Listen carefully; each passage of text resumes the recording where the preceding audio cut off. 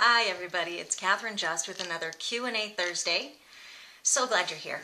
Today we're going to discuss self-portraiture.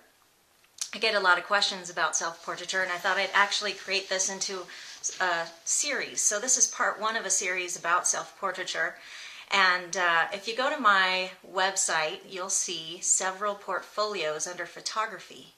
One is called Nap, one is called Honeymoon, one is called The 20th Year, and there's one called Abajo del Rio, which means beneath the river. All of those I consider self-portraits, and they're all very different types of self-portraiture. So I thought I'd just go into several different ways that you can start using self-portraiture to convey what your life is like and to start documenting the bits and pieces of what's important to you. So the first really important step here is to not believe yourself. Don't believe yourself. And the reason I start with that tip is because when you think of self-portraiture, a lot of people get uncomfortable with the idea of having themselves seen in front of the camera. They'd rather take a picture than be the subject in a photograph. And that's understandable if you don't feel confident or comfortable in your own skin. And I too have that sort of reaction at times when I'm taking portraits of myself. If I'm not feeling skinny enough, pretty enough, smart enough, I feel like any of those things are going to come through in these photos. And the truth is, it's a powerful tool to get past all of that stuff. You can actually use the tool of photography to work through those issues. So I encourage you to, you might have those beliefs, but you can still make the work and still confront those beliefs that aren't true about you and create really beautiful images. You could even use the topic of I'm not pretty enough as your source of inspiration and create a whole series of work just about that topic. So I encourage you, you could write all of those lies down, those beliefs that are really in the way of you getting in on the other side of the camera and taking pictures of yourself, and either use those to create a series of work or light a match and burn it up, because it really has no significance here in your life at all. But as far as creative output, I would say don't believe yourself is the number one tip for self-portraiture and really in life. So all those little chattering conversations you're having about not being enough are just wasting time and keeping you from your fullest potential. So I encourage you to work on that and let it go so that we can dive in and have fun with self-portraiture. So I think the first way, the easiest way to take a self-portrait is to just look down and take a picture of your feet. Wherever you are, you can just look down and take a picture. And your shoes are going to change, the temperature is going to change, the leaves on the ground are going to change, there might be snow on the ground, you might be with a friend and take pictures of your feet and his or her feet. You might be with your child and you see his feet or her feet and your feet. So many ways of just taking interesting pictures of your feet. This could be a project that you do for your lifetime. I've actually been taking pictures of my feet for over 20 years now, and actually I have a friend, Brandon, who lives in Oregon, and I would send him a picture of myself, just my feet, in Santa Fe, New Mexico, and he would send me feet of himself, his feet when he was in Egypt, and his feet were sitting on the edge of a boat when he was on the Nile. And I still remember that picture. It was so, I feel like I was there with him.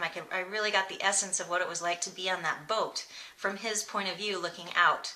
And so that's been a project that he and I have just done naturally on and off for the last 20 years, it seems.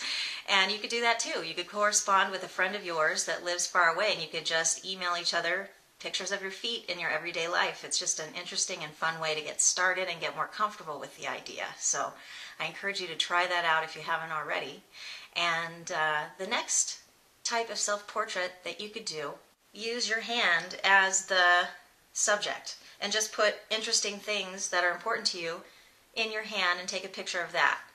So it's like the feet pictures, however, this time you're putting objects in your hand that are significant to you at any time of your life. So it could be a baby bottle, because right now that's what you're doing. You're feeding your baby all the time. It could be a diaper, hopefully clean. It could be a baby toy. It could be a flower that you picked in your garden. It could be the meal that you just created for your husband or for yourself or your partner.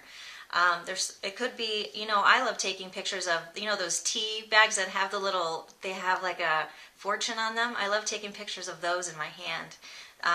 It just signifies a moment in time, and it also reminds me of a peaceful moment in my life where I'm taking a break and having some tea. So I encourage you to think about that as well as an opportunity to step into self-portraits. And, another way that I've been using recently is to use my iPhone and reverse the viewfinder so that I can see myself in the camera. And the nap series is all iPhone pictures where my son is falling asleep or has fallen asleep, and I'm snuggling up next to him, and I close my eyes and take a picture. And that's a beautiful way to document something that happens on a regular basis where I'm in the picture and it's an event taking place that's really important to me. And my son will get to see those pictures later in life, and it'll be important to him as well. And I get to see the growth of my son through looking at all of these pictures. I've been taking them since about June or July of last year, and it's now January, and I'm going to keep going. As long as he's napping, I have a perfect opportunity to take my iPhone with me, which is so easy to just have on the nightstand, wait till he goes to sleep, and it doesn't make much noise, it's not heavy, and I can take these pictures, and it's really a self-portrait of myself with my son. So that's an easy way too, just to think about what might be happening through your day that is important and significant to you, and get in it. And use a simple camera like an iPhone. It's actually my favorite phone, it's my favorite phone and my favorite camera right now. So no camera is off limits here. So, and lastly, for this series, I'd like to just talk a little bit about another way of viewing a self-portrait, which is more like a still life as a self-portrait. And this is where you take pictures of all the important things in your life. It could be things that you've collected in your life. I collect cameras, and I love those. I collect old boots, fry boots, and I love those. I collect old vintage spoons. I love gold stars. I love, there's all these things that are important to me and make me who I am. That's how I feel. I love calligraphy pens and ink, things like that. So I can take pictures of all these things that are significant to me, and I'm not in them at all, but I'm in them in that those objects represent, when I look at them as a series of pictures, it's like a story of me. So I encourage you to look around at your home, and also the places that you like to go, the people you like to hang out with, and start taking pictures of all these significant people, places, and things. And maybe you take them all in black and white. Maybe you take them all with Polaroid. Maybe you take them all with your iPhone and have a consistency with the way that they look, but they're pictures of very different things, but they all represent who you are. So I encourage you to try all these tips today. I'll go more in depth with other ways to create self-portraits as we go along with the series. But if you do start to create anything that I've listed here, I'd love for you to, if you've uploaded them somewhere, you can post the link down below on my website so we can see your images and start a discussion about them. And I'd love just to see what you're doing with the work. And if you have a comment about what we've done today or what I've shared with you today, I'd love to hear it.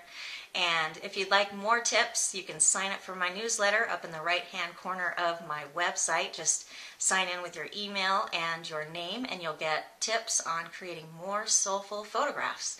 So I'd love to have you be a part of the tribe, and I'm so glad that you're here today, and I look forward to seeing you next time. Bye-bye.